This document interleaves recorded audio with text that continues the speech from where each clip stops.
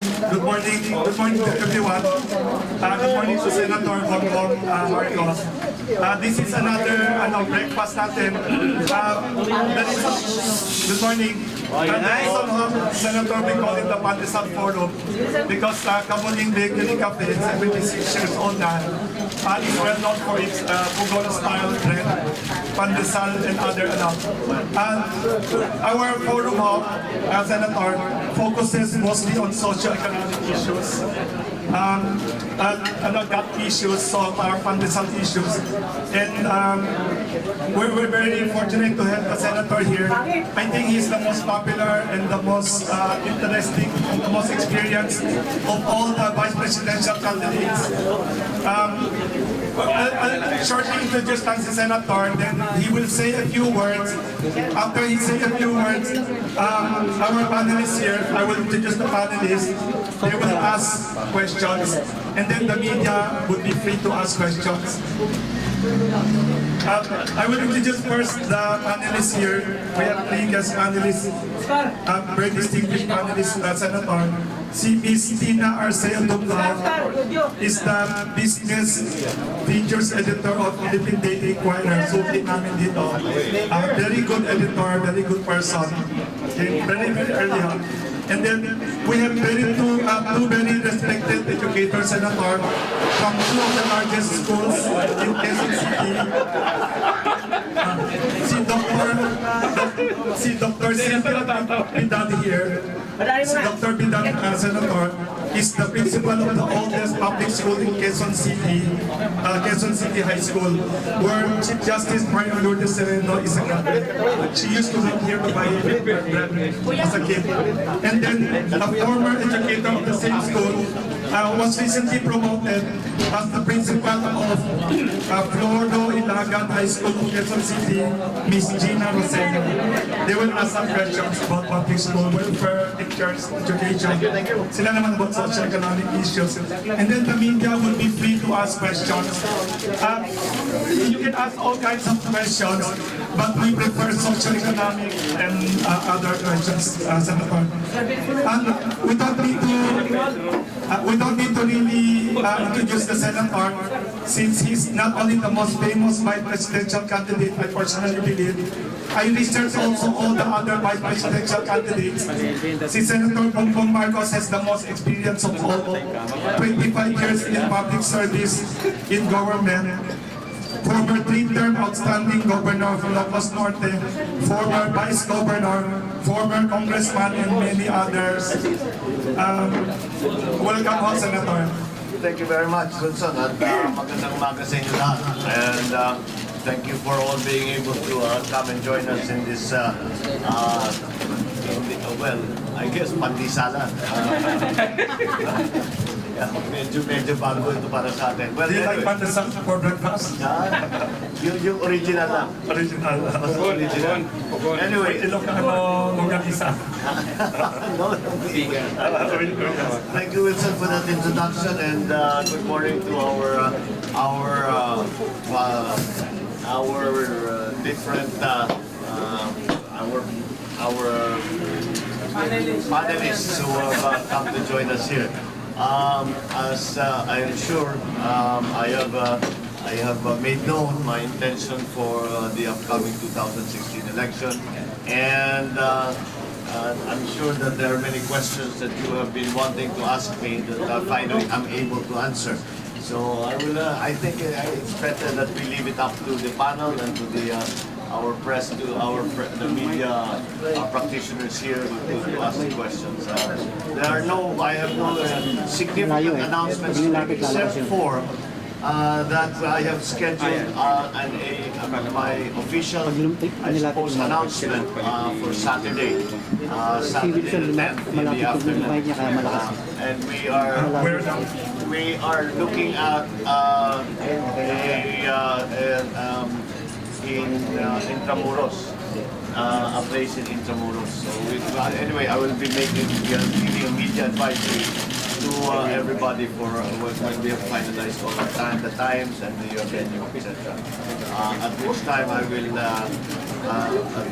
will talk about, I suppose, all of the issues that that I feel need to be addressed in the coming election. So with that, thank you very much, Winston.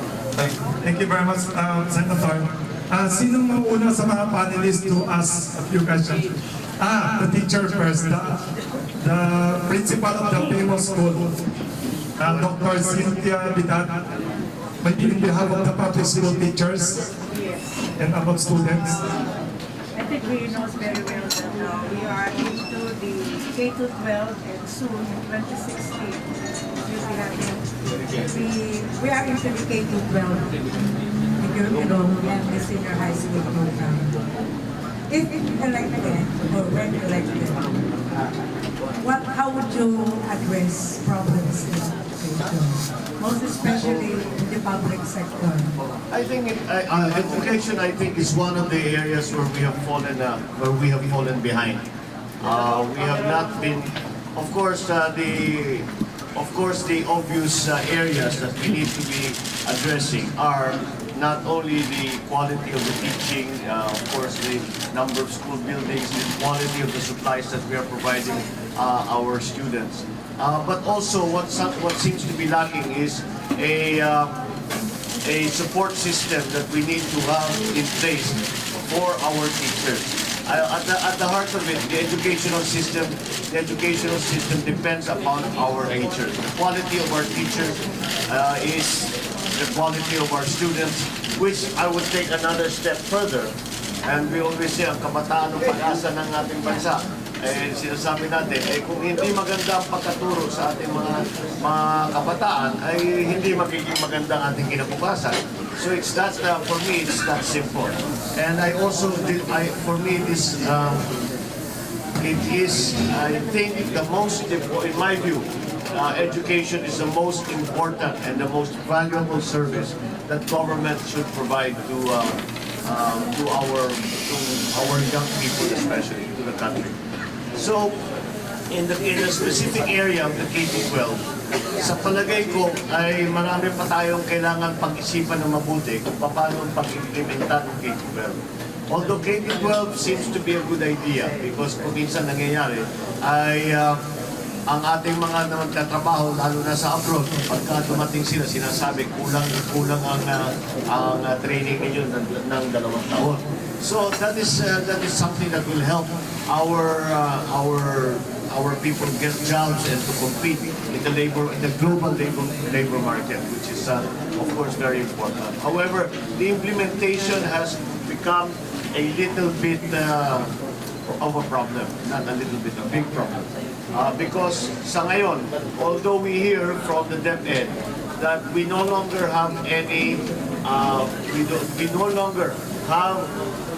we have completed all the necessary classrooms, we have built all the necessary classrooms, and wala na tayong pagkukulang. Ang katotohanan dyan is that we do not have any, as of 2010, that is true. But from 2010 to 2015, ang laki na bigla lumaki ang ating student population at wala na tayong malaking pagkukulang natin pati sa classroom. Marami tayong naririnig ng mga issue tungkol nga sa mga school supplies, sa mga libro, na the quality of the material is not what it should be. All of those things are still need to be attended to. In terms of K-12 again, not one classroom for K-12 has yet been built. Not one. And that is, I cannot see how we are going to go to full implementation. So, the K-12 perhaps was a good idea. But unfortunately, we have we run into the same problem that we have run to not only in education, but in other aspects of this government, in that implementation falls way behind the promises and the statements and the pronouncements that have been made. Unfortunately, this has been the same situation with the K-12 implementation. Ms. Dina Arceo Dumlao of Inquirer. Sir, I have 3 questions for now. First is, why VP, why not President? Second, what was the deal breaker with VP Dina? Third, how sure are you that what's the assurance about Duterte supporting you? Because you said that he promised he would support, but there are the news, well, at least the speculation today is that he would support also Senator Cayetano. So those three for this round. So, Why VP? Why not President? And then what's the deal breaker? And then what's the assurance of Duterte support? well, as we all know, I have this administration has not exactly been supportive of any of the Marcoses, and anything that we will do is going to be opposed by as policy by this administration. And again, the time was just not right to run for president this time. I don't think, as we always say, the presidency, even the vice presidency for that matter, is a question of destiny, and we do all that we can to hopefully gain some kind of advantage when it comes to the elections. But destiny will tell you what it is to do, and I believe that it is that is being that is the voice of wisdom that I hear when I speak, when I think to myself, and I look around and I try to examine the political terrain, and it would seem that I would like to continue to be in public service, and I think I can do a great deal as a vice president. Second, the deal breaker. As I said in my statement, it's really very simple. The political divide between Vice President Binay and myself. You know, when you come to this kind of, when you talk about this kind of arrangement, you are not talking about yourself as an individual. You are talking about your camp, your group, your supporters, whatever you want, however you want to describe it. As again, simply lang, the political divide was a little too wide for us to be able to reach in every level. Hindi lang naman kami lang dalawa ni Vice President, kung hindi kung sino man yung mga kasama pa namin. So that is the situation right now. As to the situation with Mayor Ticong Duterte, well, he has said that he's not running. So I take it at that. When I speak to him personally, you know, it would be unwise for us. Mayor Duterte and I have been friends for a long time, and I talk to him fairly regularly, and of course of late much more frequently. And pag nag-uusap kami, tinatanong ko siya, ano ba talaga gusto mong gawin? Sinasabi, hindi ako tatakbo. Ano pang isipin ko, kundi yun ang kanyang gagawin. So, marami, lahat tayo siguro narinig natin, hindi, sinasabi na niya yan, tatakbo talaga yan. Dito tayo. All of that. But, I suppose when we talk about getting it from the horse's mouth, eto na yun, isang mismo nagsasabi. So, kailangan kong paniwalaan yung kanyang sinasabi. So, I'm proceeding on that basis. What Mayor Duterte has told me personally, what the people close to him have told me, is that he will not run. So, he may change his mind, and of course, that's the distinct possibility. And we keep hearing all of these speculation, and then tatakbo yan, si ganito pupunin, si ganito pupunin, maghahati pa yung support or whatever. And so, but you know, we are in the heat of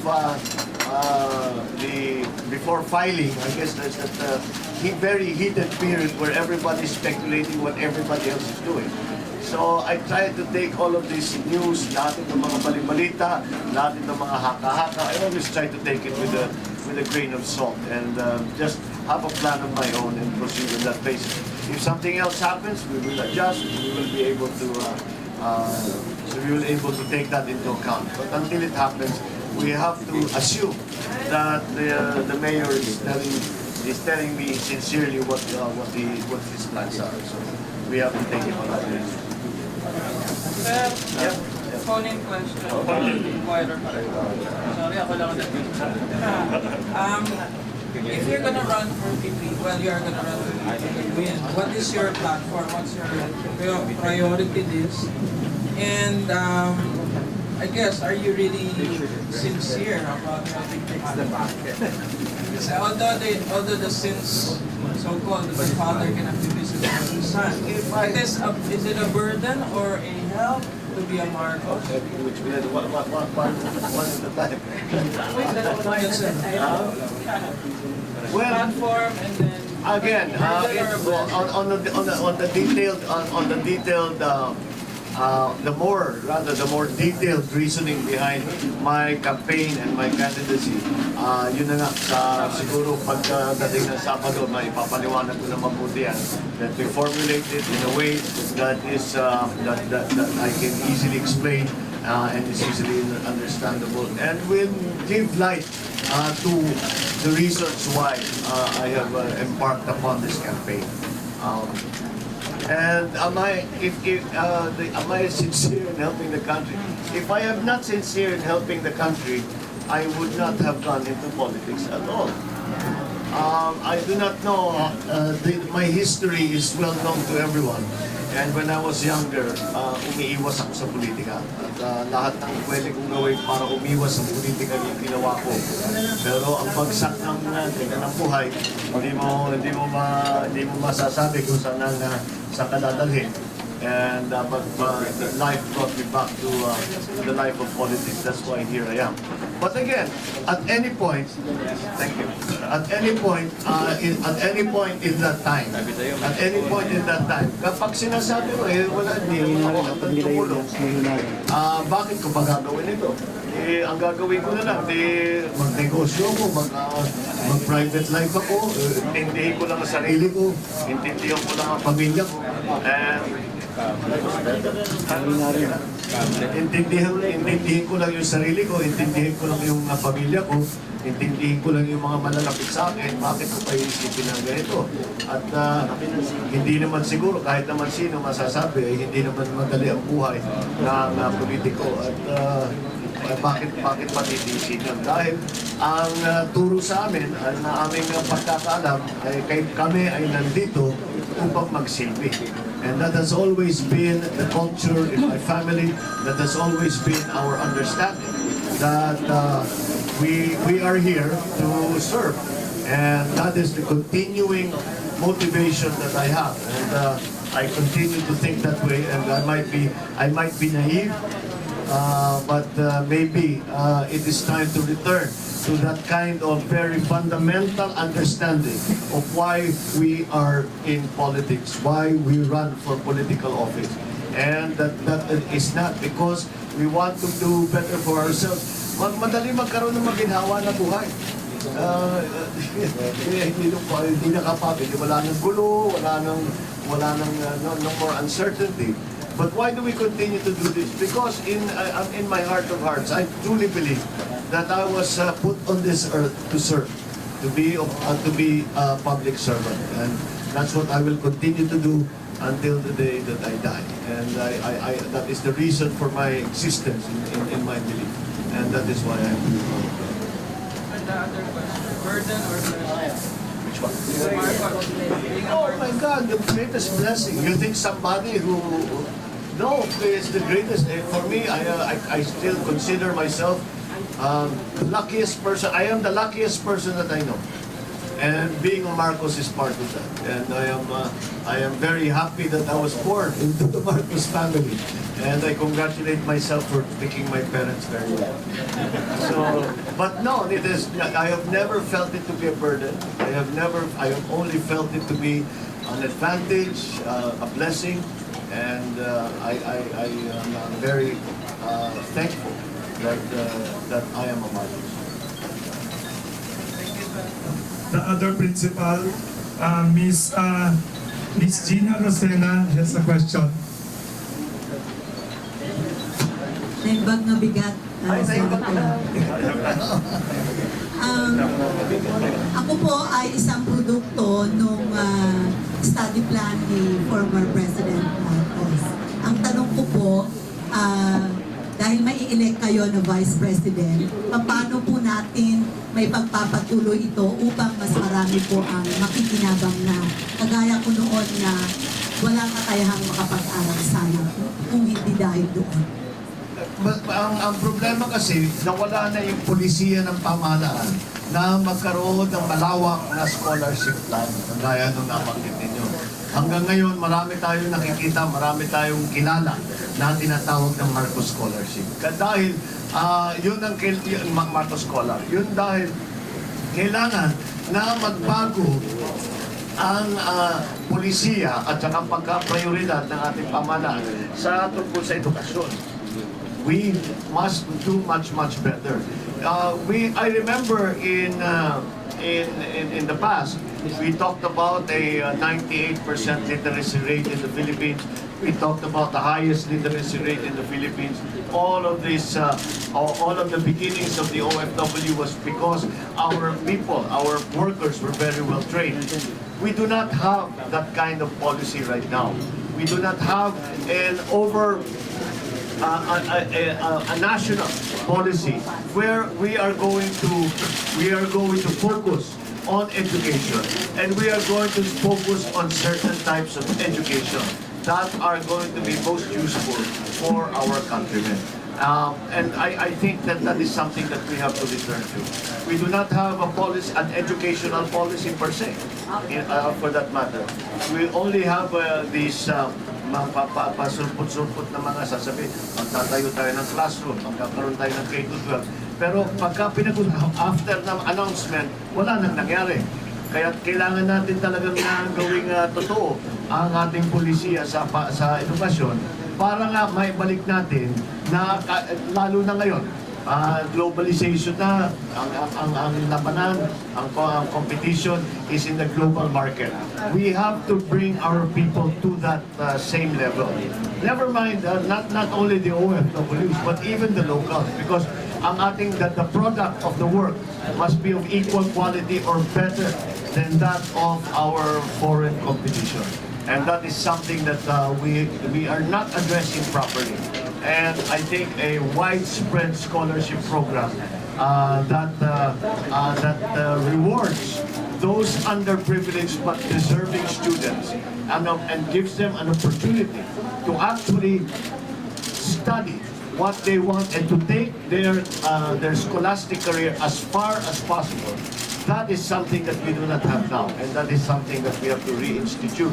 And the only way to do that is for the government to take on that, to adopt the policy of widespread education at all levels, both diploma and non-diploma courses, both specific to our workers who are going abroad and those who are staying here, and as a general policy that our young people have to be their good education, the good quality of education cannot be, hindi natin iniiwan lang sa tertiary at hindi natin iniiwan lang sa mga sa non-diploma. Kung hindi, mula sa umpisa ay kailangan talagang yan ang ating ginagawa. So that is something that we have not seen in our country for a long time. That's something that we need. If we are going to continue to progress, if we are going to be able to compete, and that is the key word, that we have to be able to compete with in the foreign labor market and in other markets. Thank you, ma'am. Ms. Tina Dumnao of Inquirer has a question. Why sorry? Sir, dalawa ulit. What do you think makes you singularly qualified to be Vice President? And second, what do you think about your opponents so far? Baka madagdagan pa, pero yung nandyan na ngayon. Kasi anim kayo, and then what makes you the best? Yeah, I think may Bisaya, but I think that I have sufficient experience. I always say that I have been in politics all my life. Starting from the time that may malay na ako dahil talagang ang pamilya ko ay nasa politika. But more than that, more than just having been born into a political family, the other is that I have been part of the government in every department except the judiciary. I have served in the executive, I have served in the legislature. I have seen many things in my time in government, and I have learned much. And I believe that that experience will hold me in good stead in whatever position I take on in government. So I feel that when confronted by certain issues and challenges, that I have the capability and I know how to work out those problems, how to address those problems, how to bring it to a solution. As to the other vice presidential candidates, I do not want to make comments about them or what I feel about them. Kasi hindi ko naman masyadong iniisip yun. Ang iniisip ko lang yung anong gagawin ko eh. Hindi ko, you cannot, ang aking prinsipyo eh, hindi mo naman makontrol yung ginagawa ng ibang tao.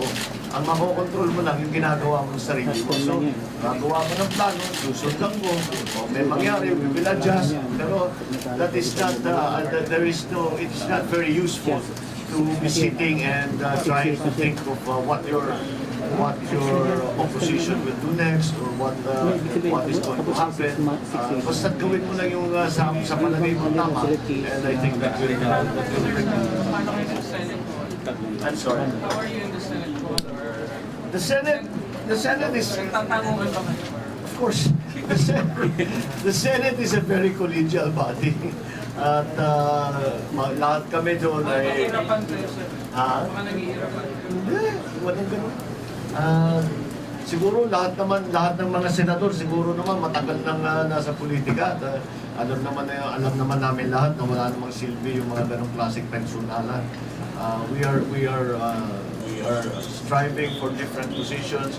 We are striving for our own advocacies, and we just work within that basis. So para sa akin, it's not really useful trying to anticipate ang gagawin nito, ang gagawin nito. Wala kang mauubos ang oras mo. Kailangan mo isipin yung gagawin nito, and that's what I do. Senator, a lot of people are asking kasi you have a lot of admirers, Senator Bongbong Marcos. They say you have a lot of Ilocano votes and you have a lot of Waray votes. Who naman would you endorse as president? I'm very curious because I'm sure your support would be crucial also for some voters. Well, I'm happy to be able to say na maraming lumalapit at maraming nag-offer. As we all know, Vice President Pina also offered me, but that did not push through. But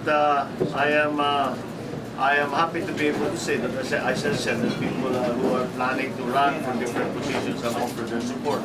And that is something that is very important. But as of now, dahil hindi pa buo, namatay na naman. Dahil wala rin eh. Ay, okay na.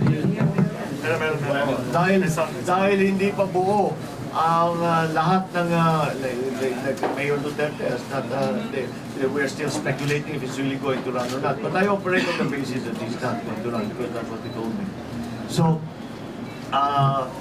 the time will come soon enough, especially after filing, when all of these questions as to what the actual alignments will be answered. Sa ngayon, let me defer that question. You will endorse one, you will announce your presidential votes eventually. Well, I think that You eventually will. we'll see what time will bring. This is the strangest and the most complicated election that I have ever come across in my long time in politics. Never mind as an actual candidate or as an actual official, but as a child watching politics as they go on, it has never been simple, but it has never been this complicated and variable. It is, yes, maybe in some Too ways. many candidates, do you think, for president? Hindi, it's not, marami naman, lagi naman ganyan yan eh. Maraming tapos may mag-withdraw, may papasok, may atras. But to be happening so late in the day. Dati, itong proseso ito na nag-uusap, sino magiging vice, sino tatakbo ng dapat, usually, mga 1 year before the election, medyo alam na natin eh. Eto, hanggang ngayon, magpa-filing ka next week, wala pa tayo nakikita ng maliwanag. That is why I say that it is it is unique in my experience anyway. So again, since essentially the schedule for all candidates has been pushed back, and we should have to push back even all of those kinds of alliances, those kinds of announcements. Senator, you said you've talked to Duterte and you've talked to B9. I heard you're also close to Senator Grace in the Senate. Have you talked to her? I talk to her every day. Did she ask your support or? You know, no. Yes. We have been friendly, especially And what do you after think about her? after everyone has presumed that she's my sister. What is your reaction to that? They say there's a DNA test and all that. Is it about you or? No, it's nothing. No. That is, ano lang yan, mga chismis lang yan na nangyayari na dito. Kaya ginagawa na lang namin biro. Yes, and we spoke to her, but no, we don't talk about politics. We don't talk about politics. Yes. Sir, somebody texted ho. Kasi Vice President Binay and Senator Chis Escudero and Congressman Colmenares came here last time. They said they were for lower taxes. Are you for or against lower taxes for income tax earners and the business people? Because the President seems to be against it very much. And Marcos is against it also. Yes. In my view, we have gone too far in terms of taxation. We have been the government has become overly aggressive in its taxation policy, and I think that if the government does not change its policy na magbabago, na hindi masyadong kasi ang problema na nakikita ko, pati yung mga sektor na nasa batas sa kanilang the formation of their sectors, nasa batas na nakalagay sila tax exempt, tinatax pa rin. At yan ang hindi ko naintindihan. Dahil maliwanag na maliwanag sa mga batas na itong mga sektor na ito, halimbawa cooperative, halimbawa low-cost housing, lahat yung mga area na yan, tax exempt yan. And because we're trying to encourage the cooperative movement, we're trying to encourage the developers to build low-cost and socialized housing. Ngunit, ay ang biyayar natin, kahit na ganun, imbis na sabihin na tax exempt kayo, sinasabi, ipatunayan ninyo na tax exempt kayo. Sa ngayon, hanggat mapatunayan ninyo, magbayad kayo ng tax, which is completely the wrong thing. In fact, it has gotten in the way of our investment policy already. And businesses do not know what they can expect when it comes to tax policy.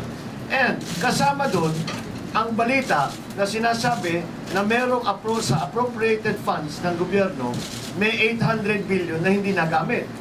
So bakit tayo pataas ng tax tapos hindi naman gagamitin ng gobyerno? So kung ganun lang ang gagawin, bakit pa natin pipilitin na itaas ang tax? So in my view, first of all, we must convince the government to change its policy and to have a more cohesive, a more rational tax policy. Ang tax policy ngayon, basta kolekta ng kolekta, kahit saan ka makakuha, kolekta ng kolekta. Hindi. Dapat isipin natin, ano bang investment policy ang gusto natin? Ano ba yung gusto nating itulak? Ano bang gusto nating i-encourage? Ano ba yung gusto natin palakihin, pagandahin ng mga sektor? Now, that's how tax policy should be written. And so that's why I believe the tax policy as we have it now has no central concept, principle, has no rationale behind it except to collect. Yun lang ang kanilang iniisip. Hindi binabagay, hindi sinasama, nagiging bahagi nga. Do we want to attract foreign investment? Do we want to build up IT? Do we want to do something, do we want to help the telcos? Do we want to encourage power generation? And that, your fiscal policy will be part of that. Sa ngayon, yun na nga, kolekta. Now, absent a change in government policy and taxation, then kaya tayo napunta rito, because government refuses to change this parang naka-blinders yung collect. Hindi iniisip what will be the effect on the economy, what will be the effect on the future, what will be the effect on different sectors. Basta collect. Now, if they don't change that policy, that's all we are left with is to push for a lowering of the tax rate, the income tax rate. That is the only recourse that we have left if government refuses to change its policy. So, yes, I am in favor of that. I hope that government still comes around and comes to its senses and comes around and puts together a fiscal policy that will actually be shown to be advantageous to the sectors that we are trying to encourage, that we are trying to grow, that we are trying to become competitive again in the marketplace.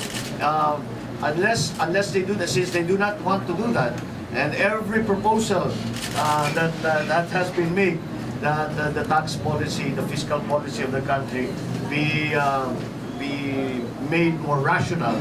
Kung ayaw talaga, ang unang matitira sa atin, kung hindi, sabihin na lang natin, ibaba na natin ang income tax. Dahil napakalaki na ang load sa ating mga tao na lahat ng maaring i-tax, tinatax. Lahat ng buwis na lahat na kahit na anong bagay na makita na pwedeng lagyan ng buwis, lagyan ng buwis. Pero ito ba'y nakakatulong ba talaga sa ating ekonomiya? Ito ba'y talaga nakakatulong sa pagbaba ng presyo? Ito ba'y talaga ay makakatulong para dumami ang trabaho? Ito ba'y makakatulong para yung poverty rate natin ay mapabawasan? Sa palagay ko, wala tayong nakikitang ganung rasyonal. Wala tayong nakikitang dahilan na para mangyari lahat yun. So, yes, we have to take the only course left for the people, and that is to lower the tax rate. Sir, if you are elected VP, and it is in the system of our government, hiwalay talaga yung president sa vice president. But how much leeway do you think you will have to implement your programs if, in case you have very serious political differences with the president? Well, that comes. I think that since mula nung hiniwalay yung pagboto sa Pangulo at saka sa pangalawang Pangulo, mula nung nangyari yon, every Vice President will have to find a modus vivendi with their President. And they will have to find a way to work together because marami talagang may tutulong ang isang Vice President at kung talagang nagkakaunawaan. Now, if there are serious political difference and you come from different parties, then I believe that that is something that you have to work out between you and your president. But of course, there is much more that you can do. Even as vice president, you are already a member of the cabinet. You are a member of the executive. At sa palagay ko, marami pa rin magagawa kahit anuman ang maging usapan sa gitna ng isang pangulo at yung kanyang vice. And second, are you still open to any partnership at this point? In what sense? I mean, let's say if Mayor Duterte does decide to run, I mean, are you open to still discussing? Are you yung solo bid ba talaga kayo? Well, no. Siyempre, siyempre mag-a-adjust tayo. Yes, I'm flexible as to what are the opportunities, what are the alliances that will become available. To use your example, kung si Mayor Duterte decides to run, then that will change the political scene. So of course you take that all into account, and you must be able to adjust to any new development. So I suppose the simple answer would be yes. I've not closed off, except perhaps for my declining the Vice President's offer to run with him as Vice President.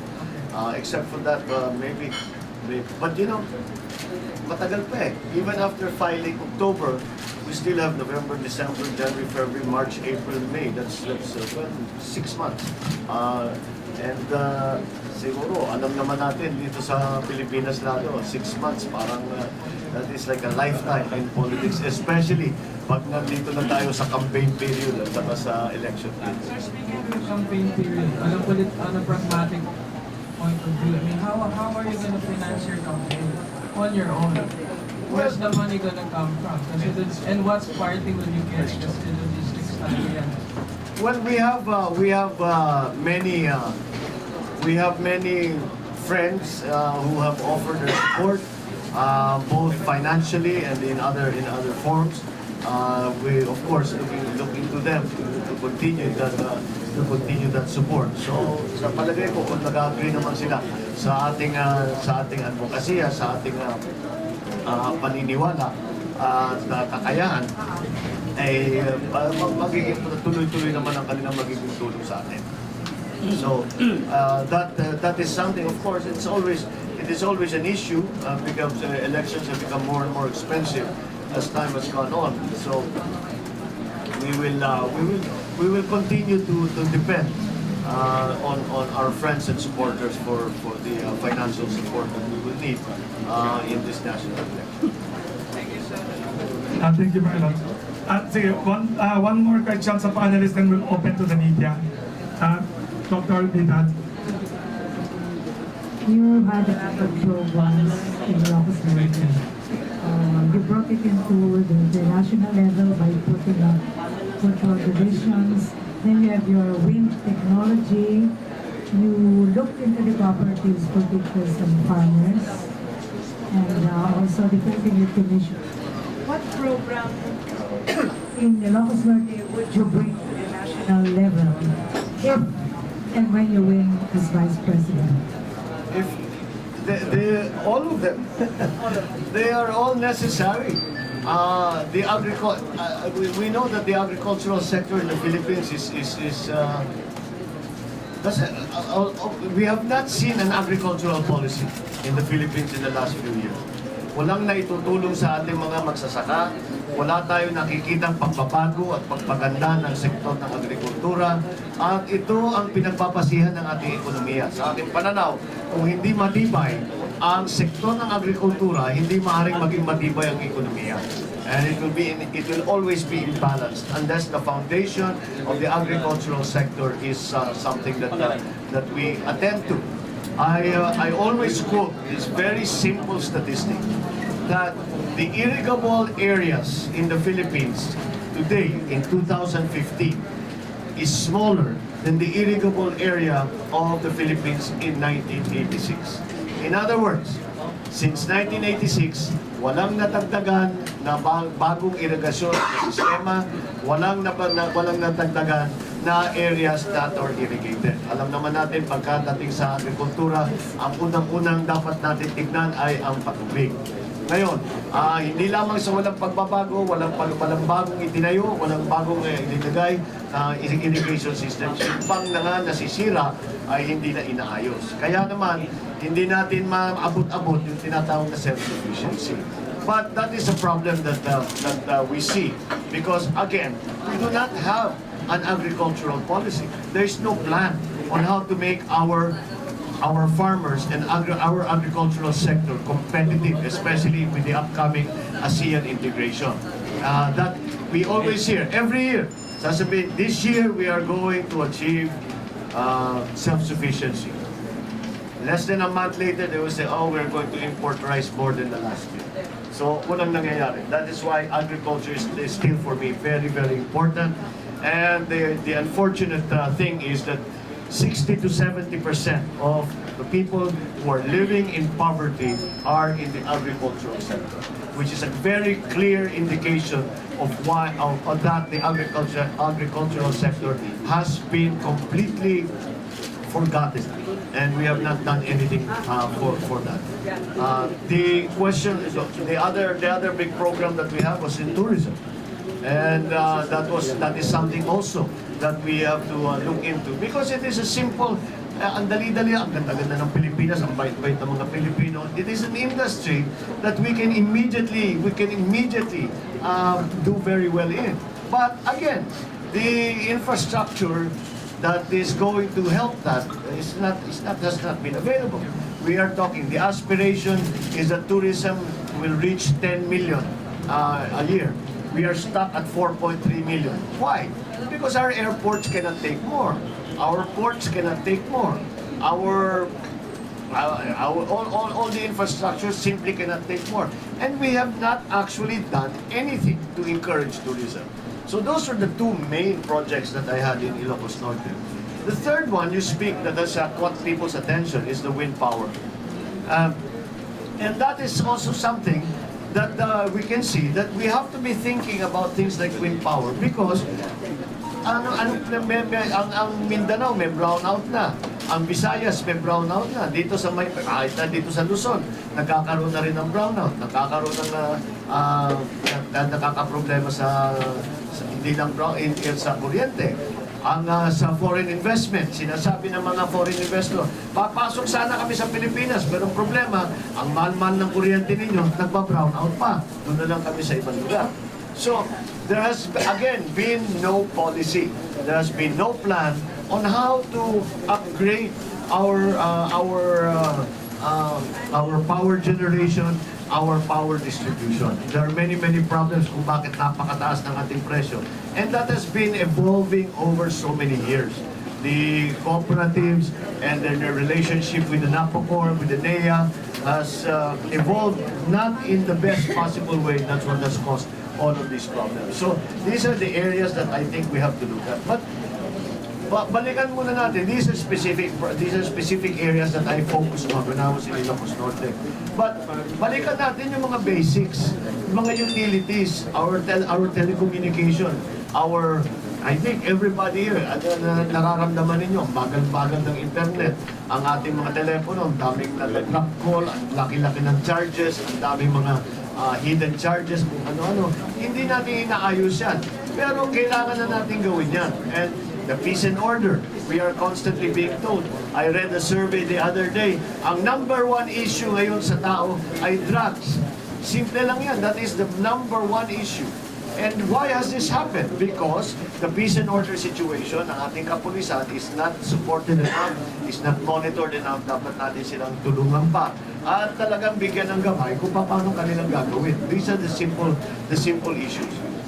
Those of us here who are in Metro Manila, I will just say one word, happy. Wala na, siguro hindi ko na kailangan ipaliwanag pa yun.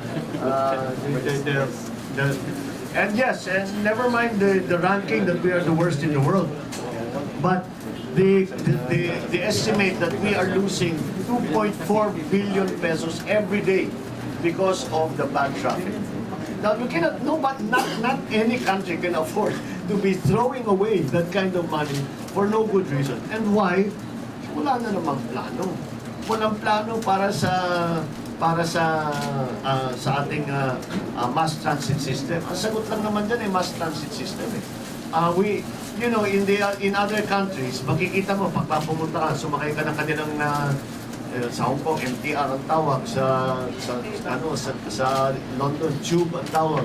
Makikita mo, ang mga nakasakay doon, ang mga nakasakay sa tren, iba-ibang klase, kahit yung mga mayayaman, doon na sila sumasakay sa tren dahil yun ang pinakamabilis. That's the most convenient way to do it. That's what we have to provide so that people will stop buying cars and bringing cars onto the street and making it more congested. So these are the problems that are suddenly arising because we have no policy, we have no plan to address those problems. So let us start with the simple problems na ang taas ng presyo ng bilihin, the drugs, the peace and order situation. Again, corruption still rears its ugly head. Kahit saan ka tumingin, meron talaga tayo nababalitaan na kung anong hindi magandang mga nangyayari. All of these issues still have to be addressed and have not been, in my view, have not been properly addressed. We have not seen a policy, a program in any of those sectors from the government that will seek to remedy the problem. I think we have suffered from a lack of leadership. We have suffered from a lack of vision. Walang nagsasabi na sa aking pananaw, sa 5 taon, dapat aabutin natin itong bagay, itong ganitong klaseng sitwasyon. Sa 10 taon, dapat naayos na natin itong sektor na ito. Dapat nauunan tayo sa buong mundo sa sektor na ito, yung mga plano na ganyan. And to show leadership. Ito ang ating plano, tapos ihikayat lahat ng tao na sumama kayo. And this has become the effect of it has already become government policy. It is not the policy of one person. It has already crept in to government policy, where all we do is play politics. We are not thinking about the betterment of our people. We are not thinking about improving the country. We are not thinking about building the nation. But all we do now, all we can see, is playing politics. You cannot succeed if the merits of a program, of a proposed program, of a proposed project, of a proposed development, the merits do not count for anything. It is only, eto ba ay kapartido ko o hindi? Eto ba ay kalaban ko o hindi?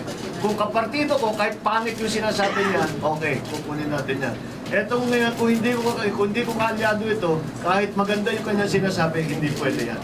And that kind of governance has brought us to this place. And that is something, that is a fundamental change that we have to bring to the country. Politics has its place. Politics has its place, but once the election is over, it is the country that wants our service. It is not our party. It is our country that requires our services, and our duty to serve the country should put aside, should overshadow any other concerns. The country first, the national interest first, all the time. That is something we seem to have forgotten. That is something that our leadership must now, again, remember. Thank you. Thank you very much, Senator. Somebody at the back here from DCRS Band is asking if you had talked to former President Joseph Estrada about the elections next year. Well, I just spoke to him. I had lunch with him last week. And we, of course, you put the two of us, the two politicians, of course, pag-usapan namin ng politika. And he was very simple. Sabi niya, problema na ako. I have declared already I'm running as a re-electionist. So that was, of course, we were speculating, kung sa kaya si ganito, ano kaya mangyayari dito si ganito. I was asking how he's doing in Manila. But again, just the general,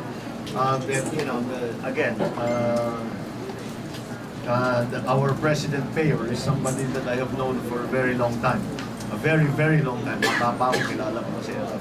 And so, two friends who are in the political arena, trying to figure out what the situation is around the country. Will you support each other next year? Yes, of course. I am a great supporter of ERA. I've always been. We work very closely with the government in the time of my father and my time of my mother's governorship in Metro Manila. He was the mayor of San Juan there. So yes, I don't see any reason why I should withdraw that support for him. He has always been a good and loyal friend to me, and I hope to be a good and loyal friend to him. Another different question before opening to the floor. Somebody said you already talked to Duterte, he's not running, and then you talked to Vice President Binay, you did not agree. How do you assess Senator Grace Poe as a potential leader and as a potential candidate that you might possibly support? Just in case. How do you? I think I was quite impressed with her pagpasok niya sa Senado. Dahil hindi namin alam kung what to expect from her. Dahil we have not dealt with each other before she became senator. We have not seen her in government work until she became senator. So I did not know what to expect, and I was pleasantly surprised to find that she is very well prepared and she's quite intelligent and she has a good understanding of the issues. So, despite the fact that she has only spent 3 years in government, I think that she has all the tools available to her, and we wish her the best of luck in all her endeavors. Thank you. I would like to open the floor, the question to the floor. Anybody? Any questions? Sino? AAP. AAP. Sorry, dito mo na. Ang forces. Good morning, Senator Marcos. Good morning. Joel Ginto from Advance France Press. Sir, you mentioned that you consider the Marcos name as an asset. Sir, why do you still consider it that way, sir, in spite of... Because that's my experience. It has only being a Marcos has given me an advantage I would not have if I was not a Marcos. Ang bait-bait ng taong bayan sa akin. I am in terms of politics, it's very clear that of course name recognition is important. That helps. But I think overall, I grew up into a privileged childhood because I'm a Marcos. I enjoyed. I was able to go to the best schools because I'm a Marcos. And now that I've entered politics, I have been able to enjoy the support of many people because I'm a Marcos. So all of these just make it clear to me that it was a lucky thing for me to have been born a Marcos, and it continues to be a lucky thing. Sir, just one follow-up. How do you feel being constantly viewed under your father's shadow? And sir, what makes you different from your father? How do I? Well, it's inevitable. He cast a very big shadow, so it's inevitable that you are going to fall under parts of that shadow. And again, he elicits responses for most people, especially who were around at the time. So that's something that I don't really feel one way or the other about it. It's something that is expected. It's something that I know will happen. It's something that I know will continue to happen. So it's neither here nor there, really. And I'm sorry, what was the second part? What makes me different? I cannot say that. You'll have to ask people who work with me or people who have dealt with me and my father, and they can tell you. But it's very difficult for somebody to be able to say, I'm like this, my father was like that. You know, maybe the biggest difference, he was a product of another time. I am a product of a different time, and many generations later. So that would immediately imply that there would be differences. What they are, again, it's not for me to judge. Yes, the Yes. Sir, what's next? Will you just continue the program of the present government of exporting human beings, or will you continue the one started by your father, which was to industrialize the Philippines, to provide jobs here, and instead of exporting human beings, exporting finished products? Well, that was if you remember, nagsimula yung talagang OFW boom in the mid-70s. After the oil embargo in 1973, the oil crisis in 1973, ang mga Middle Eastern, lalo ng Saudi Arabia, nagkaroon ng malaking pondo, nagkaroon ng malaking pera, dahil inakyat nila yung presyo ng langis eh. So bigla silang nagkaroon ng malaking pera. They went into a massive infrastructure development. Doon tayo pumasok. We saw it as an opportunity. But at the time, it was meant to be just taking advantage of that opportunity. It was not meant to be the policy of government to continue to export our workers. There is a social cost to doing that. And secondly, we should really be able to put up a framework in our economy wherein the hard work, the industry, the resourcefulness, the intelligence, the experience of our Filipino workers be expressed and be felt here in the Philippines. Ang daming magagaling na Pilipino na kailangan umalis dahil hindi makahanap ng trabaho. Sayang naman ang kanilang galing. Sana dito sila sa Pilipinas para na tumutulong sila sa pagpaganda ng ating bansa. But the only way to do that is to have an economy. That is expanding, that provides jobs. May survey na meron ako nabasa na survey noon na sinasabi ang mga overseas workers handa silang maging mga lahati yung kanilang sweldo basta't makauwi lang sila at sila'y kasama nila yung kanilang pamilya, yung kanilang mga mahal sa buhay. And that is an opportunity that we are missing because simply we are not the economy is not growing quickly enough. We hear all about the growth rate of the GDP. But if you look at yung paghati-hatian natin, if you look at the economy, all that growth is only at the very top level. It is not felt at the lower level. And one of the reasons for this is that our infrastructure development has been close to non-existent. We have been spending 2.5% on our GDP on infrastructure development. That is very, very low if you look at it compared to the other countries.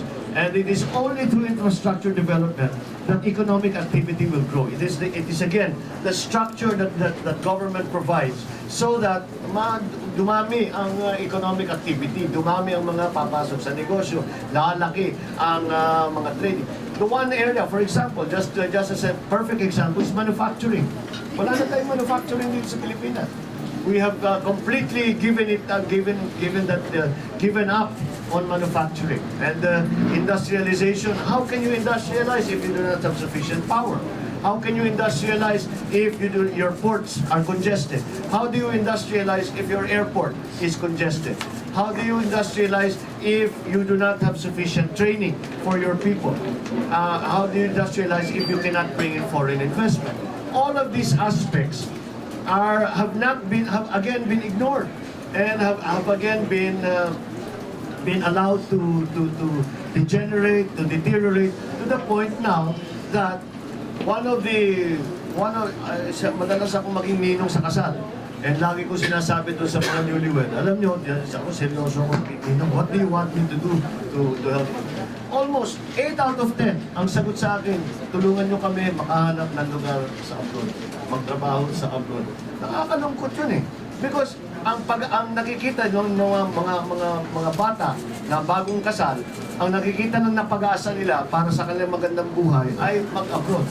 Wala na tayong binibigay na pagkakataon na sila'y maiwan dito at sila'y magtrabaho dito at kumanda ang kanilang buhay at dito nila gawin ang buhay nila sa Pilipinas, hindi sa ibang lugar. There are many consequences to the government being delinquent in trying to develop a more balanced growth of our economy, a growth that distributes wealth properly.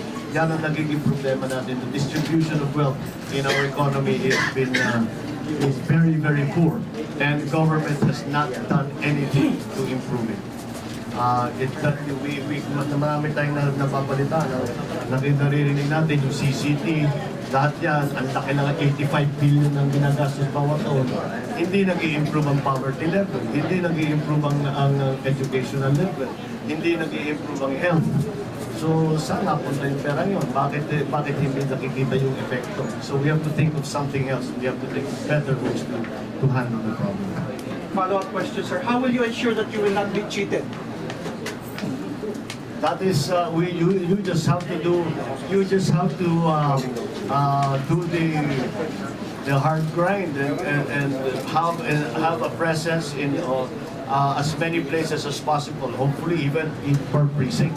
That is something that we all aspire to, and that is why it is important that the different elements of the election of the counting are very, very transparent. Maraming nangangamba dun sa PICOS na marami daw nangyayari, marami daw hindi maintindihan, meron mga problema. So we are of course studying that because everyone is concerned. that is going to be used somehow. But if we are vigilant, kung talagang bantayan natin ng mabuti, tutukan talaga natin, at bawat lugar may tao tayo, siguro palagay ko naman mababawasan ang gusto yan. I think in my view, the question of cheating has improved dahil sa automatic counting. It has improved, but in that sense. Pero nandiyan pa rin ang vote buying, nandiyan pa rin ang intimidation. Nakita naman natin sa 2013 kung paano pinatakbo ang halalan. Those are the things that we have to worry about. But again, we are still continuing to study what might be the vulnerabilities of the PCOS machine.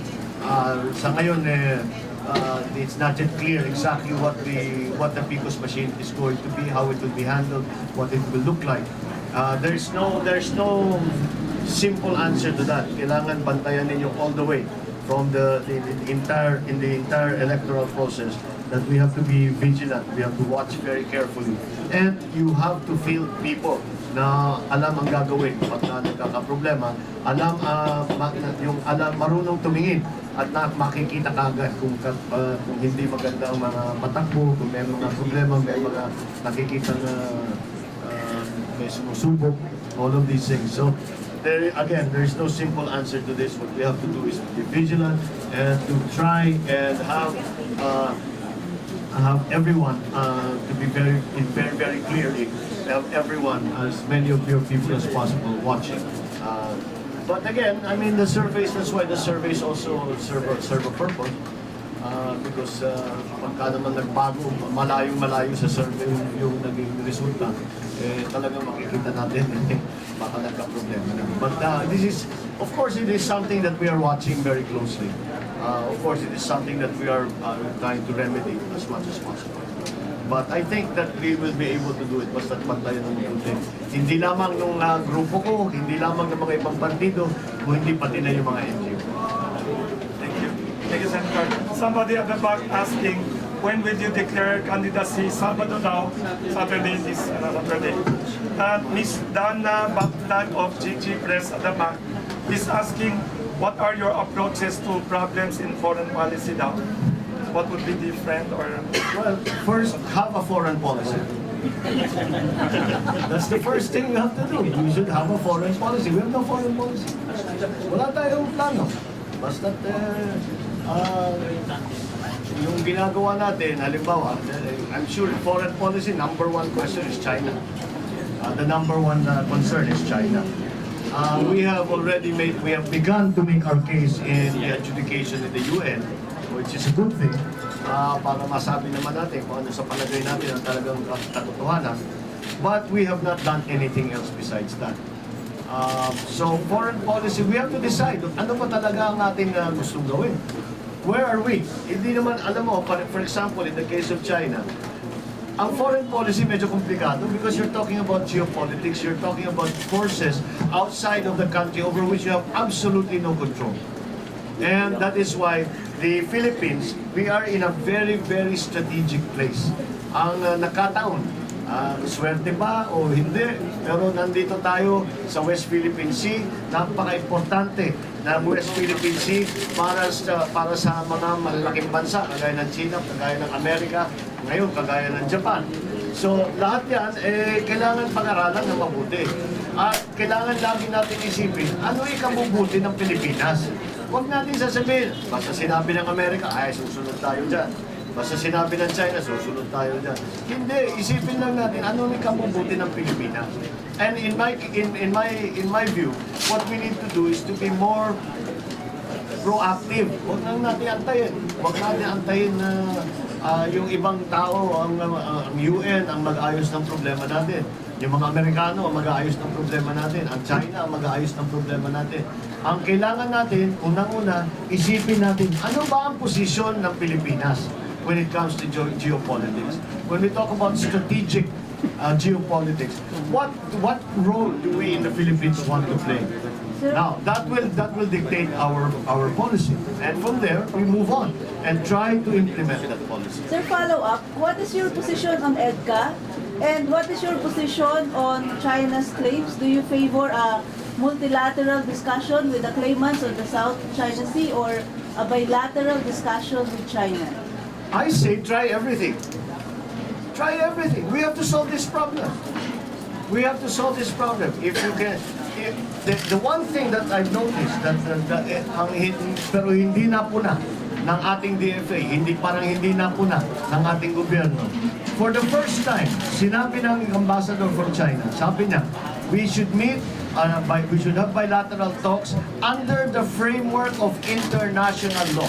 That is the first time they ever said that. And we have always claimed that we have a right claim under UNCLOS, under international law.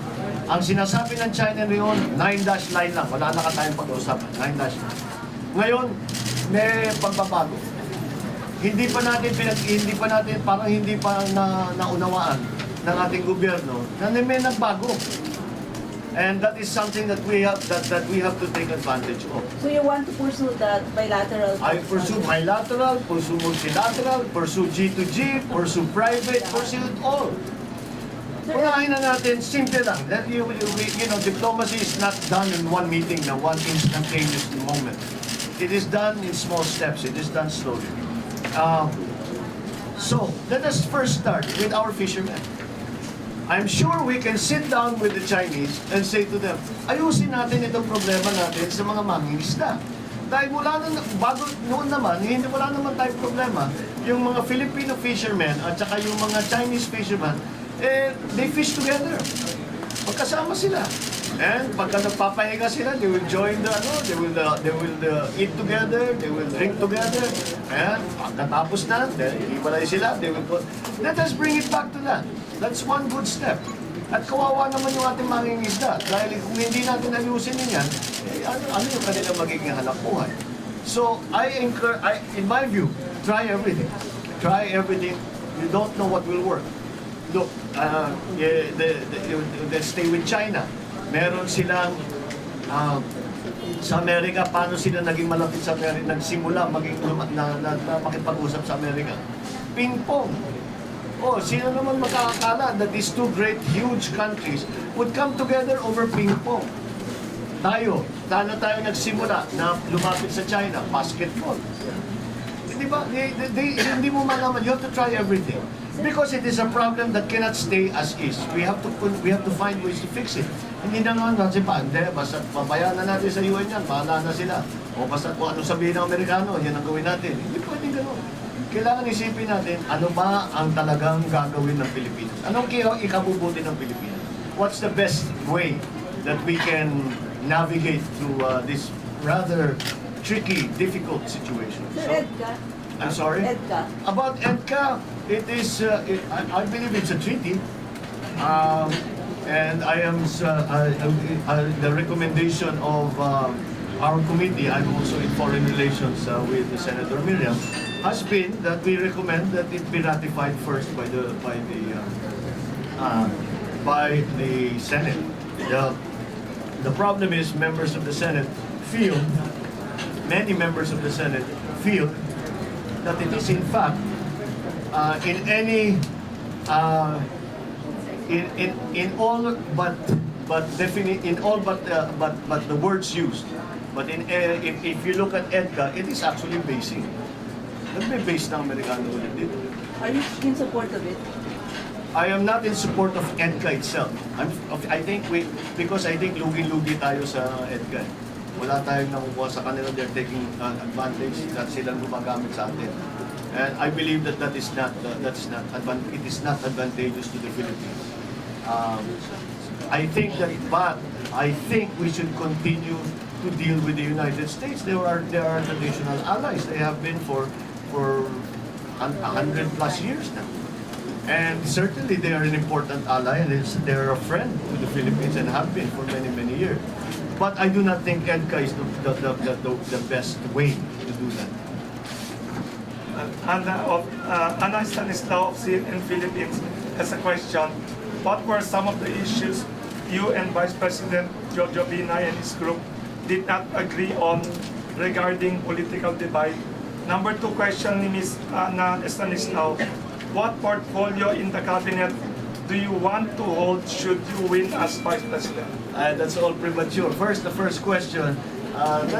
These were a product of private discussions. So let me leave it where it belongs within the discussions between our different camps. Nangyayari talaga yan. But again, it's the political divide that I talk about.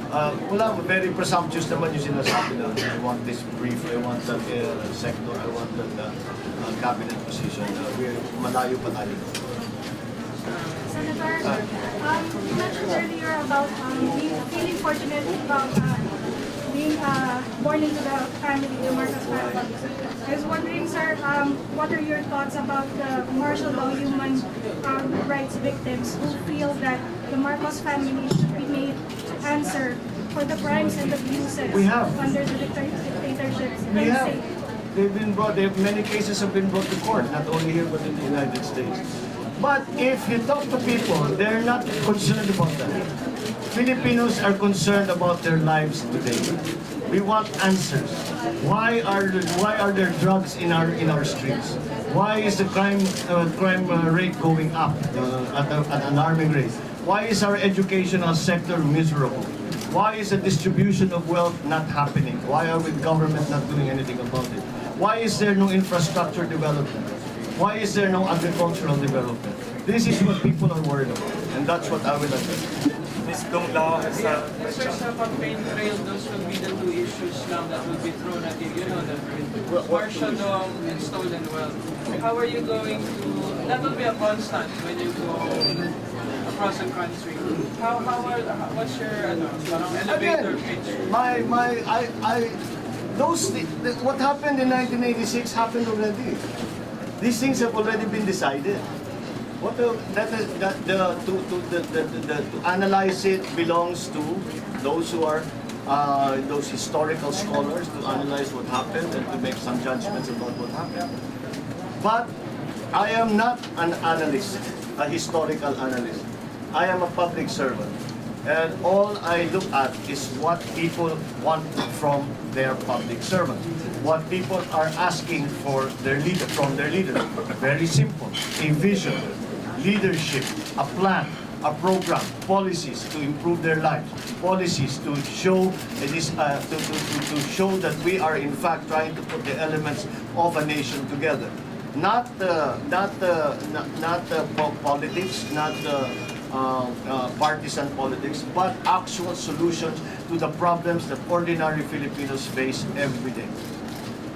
There will be last two questions now because of the schedule of the Senator. Okay. Senator, good morning. Bongbong Marcos from Philippines. Just two questions. What's the reaction of your mother on your declaration? Was she disappointed because before she said she wanted you to go back to Malacanang to visit the DRT? The second question is, since there's possibility that you will not also win, so you're prepared to take a break up from politics? No, I'm not prepared to take a break from politics. That is certainly not my intention. If I thought that there was no chance of winning, I would not even campaign. As to my mother, yes, she's disappointed. As I've said many times before, she has wanted me to be president since I was 3 years old. So you can imagine how disappointed she is. How old are you now? How old are you now? How old are you now, Dr.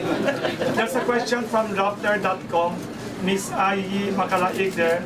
How do you view the work of a vice president?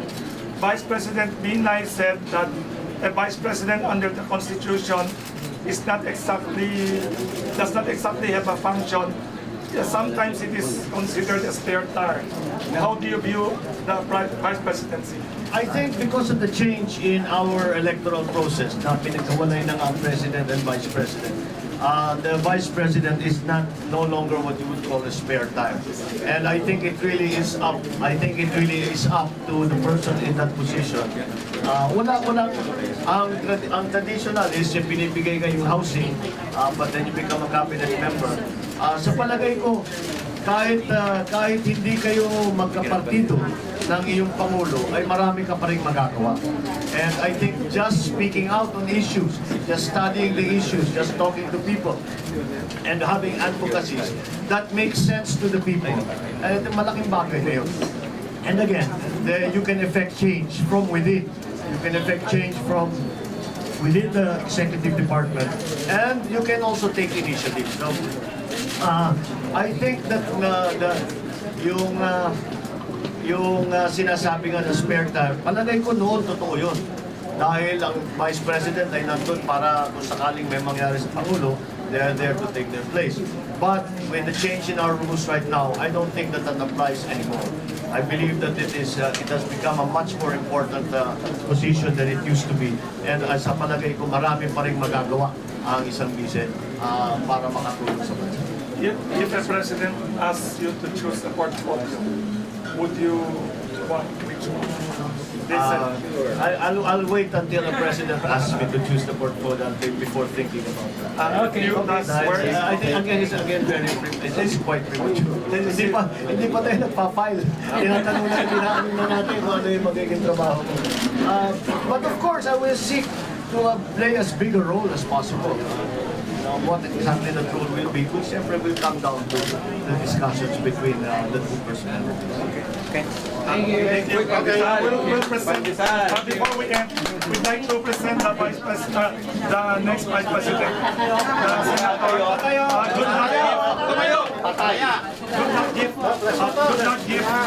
Good luck gift from Kamuning Bakery Café.